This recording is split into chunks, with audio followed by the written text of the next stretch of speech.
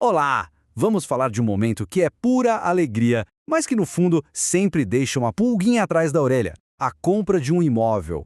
O dinheiro já foi, as chaves estão na mão, mas fica aquela dúvida: será que a casa é mesmo minha de verdade no papel? Hoje, a gente vai desvendar os 3 passos que garantem que a resposta para essa pergunta seja um sonoro sim! Essa é a pergunta de R$ 1 milhão, não é? Aquele sentimento de ter investido tudo num sonho que, legalmente, talvez ainda não esteja 100% amarrado. E olha, essa insegurança é muito mais comum do que se imagina, porque muitas vezes a etapa mais importante de todas acaba ficando para depois. E aqui está a chave de tudo. Se tem uma coisa para guardar sobre o mercado imobiliário no Brasil, é esta frase.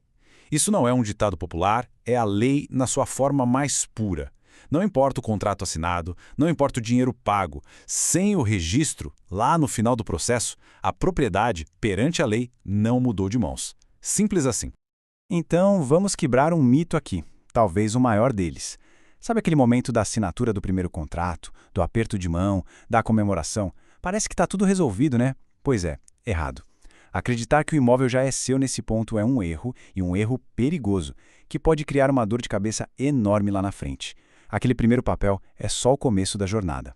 Pensa numa escada com 3 degraus. Não dá para chegar no topo pulando um deles, certo? A jornada para ser o dono definitivo do imóvel é exatamente assim. Primeiro, o contrato, que é o acordo. Segundo, a escritura, que é a oficialização. E terceiro, e mais importante, o registro, que é o que carimba a transferência de propriedade. Vamos ver cada um desses degraus com calma. Ok, vamos lá. Primeiro degrau, o acordo. É aqui que o negócio todo nasce, onde as bases são definidas. Mas é fundamental entender que são apenas isso, as bases, o alicerce. O famoso contrato de promessa de compra e venda. Na prática, ele é o combinado que foi colocado no papel. Ele diz o preço, como vai ser pago, quando as chaves serão entregues. É um documento super importante, claro, porque cria obrigações para os dois lados. Mas o ponto crucial é este. Ele é uma promessa de vender e uma promessa de comprar. A propriedade em si ainda não mudou de nome. Beleza. Passamos pelo acordo, o pagamento foi feito, e agora?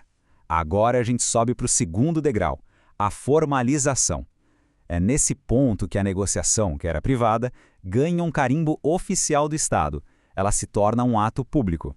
A escritura pública é o que torna a venda oficial de verdade. Ela é feita num tabelionato, e o tabelião, que representa o Estado, dá o que a gente chama de fé pública para aquele ato. O que isso significa? Significa que o Estado está atestando que aquela venda aconteceu daquele jeito. É a declaração formal do negócio para o mundo todo ver. E aqui, atenção, tem um detalhe importante que muda o jogo. Numa compra à vista, a escritura pública é indispensável para continuar. Agora, se a compra for financiada, a boa notícia é que o próprio contrato assinado com o banco já tem a mesma força legal de uma escritura.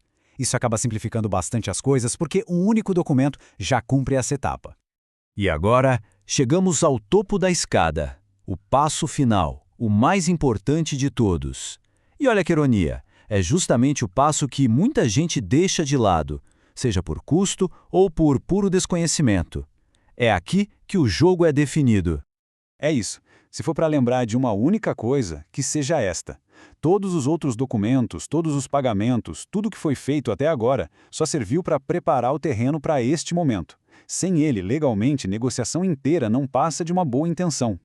O registro é o ato de pegar a escritura ou contrato do banco e levar no cartório de registro de imóveis correto. Lá, o oficial vai pegar a matrícula do imóvel, que é como se fosse a certidão de nascimento da propriedade, e vai anotar a mudança de dono. A partir daquele carimbo, daquela anotação, aí sim, o imóvel é legalmente de quem comprou.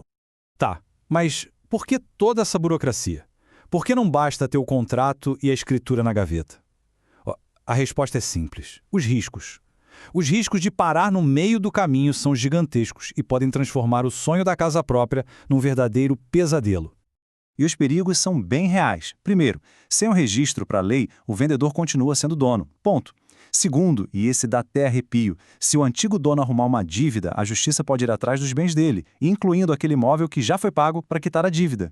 E por último, sem o registro em dia, não dá para vender legalmente o imóvel, nem usar como garantia. Ou seja, tem-se a posse, mas não a propriedade. E assim, a gente volta para nossa regra de ouro. Ela resume tudo. É essa regra que garante a segurança final de que o investimento de uma vida inteira está de fato protegido. O registro não é um mero detalhe. Ele é a definição de ser dono de um imóvel no Brasil.